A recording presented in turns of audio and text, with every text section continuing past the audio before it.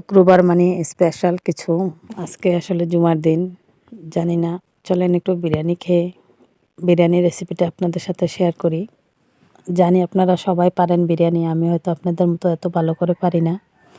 আমি নিজেই স্বীকার করছি আমি এতটা ভালো পারি না, তারপরে যতটুকু পারি ততটুকু ভিডিও এডিট করে আপনাদের কাছে শেয়ার করি।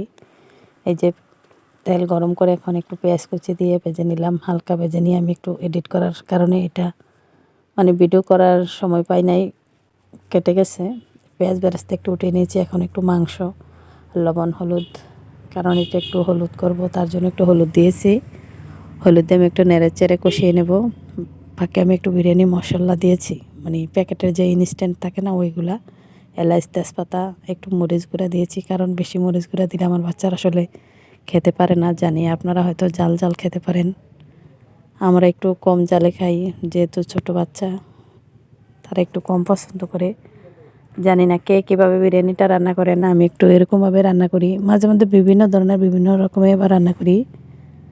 এটা একটু রান্না করেছিলাম, তাই একটু অনেক দিন ধরে আসলে এডিট করার সময় পাই না।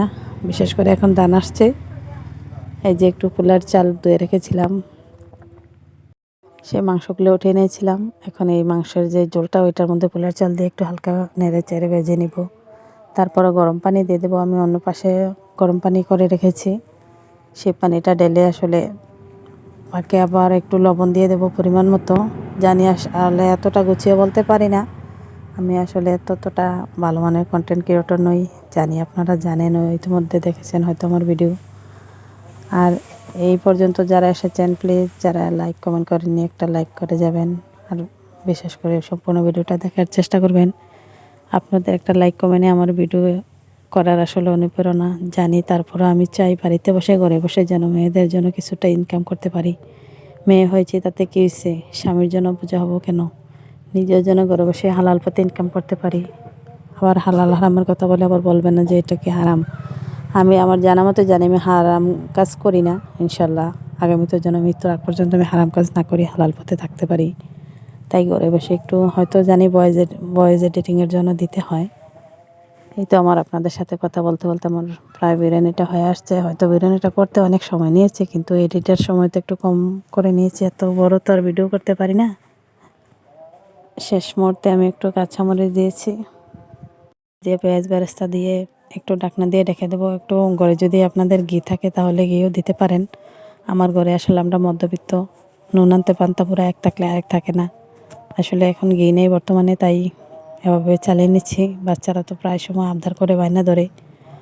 মানে পাতিলটা একটু ছোট হয়ে গেছে হয়তো বিরিয়ানিটার হারে, তার জন্য একটু হয়তো নাড়াচাড়া দিতে একটু কষ্ট হচ্ছে, সমস্যা নেই। তারপরও আলহামদুলিল্লাহ খেতে অসাধারণ হয়েছিল। কিন্তু জানি আমরা মধ্যবিত্তরা যেরকমের রান্না করি না কেন, মাশাআল্লাহ আমার বাচ্চারা আমার হাতের রান্না অনেক পছন্দ করে। তাই আমাদের সাধ্য অনুযায়ী ওদেরকে খাওয়ানোর চেষ্টা করি। আপনারা যাই ভালো লাগে, যেভাবে ভালো লাগে সেভাবে রান্না করেন। আর ভালো লাগলে একটা লাইক কমেন্ট করে পাশে থাকবেন। আর এই ভিডিওটি ভালো লাগলে পারলে গ্রুপে শেয়ার করে দিবেন। এই শসা ছিল না, লেবু দিয়ে আর খাওয়া হচ্ছিল, তাই আপনারা সবাইকে ধন্যবাদ।